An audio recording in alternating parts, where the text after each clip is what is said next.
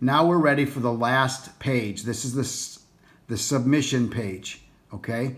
It's important that you read out these questions. Some of them are not pertinent, so you can minimize the significance of the question, but you want to understand what these questions are asking so that you can ask that patient, because they're going to have to check it off, and then they're going to have to sign over here, okay? So, do you authorize the medical information, records, and history to be released to the parties processing your order, meaning the lab?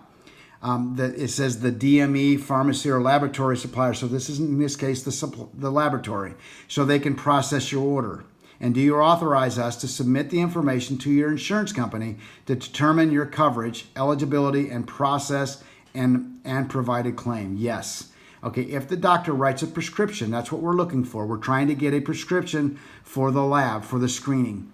Okay, do you authorize the lab to bill your insurance and ship the prescribed lab results from your insurance provider? Yes. Okay, in the event your insurance company mails reimbursement. Now, this is a question that really isn't pertinent because we're only dealing with Medicare. When we get into private insurances or different insurance companies, that's when it's pertinent. But in this situation, it is not, because Medicare will never do a reimbursement payment to you. They will directly pay the lab for the services rendered. Do you feel that you have medical condition that will be helped by our services? Of course, that's the reason we went through this information, so click yes. Okay, now where do you want us to email the order to? Okay, that's earlier on we realized it was no email. Okay, that's when we're doing it. Best time to call, always put in any time unless the patient indicates otherwise. Best day to call, any day.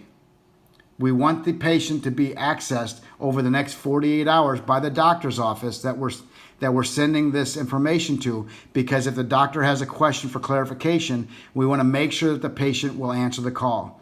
That's when we talk about this right over here. We fully expect the physician to write a prescription for this screening. Now, when that happens, the doctor may decide to call you. If they call you, they're going to call you from either an 855 number or a blocked number. So it's important over the next 24 to 48 hours that you answer all of these calls. Will you do that? Yes. Okay. Do you agree to the terms of the service? Yes. Click yes.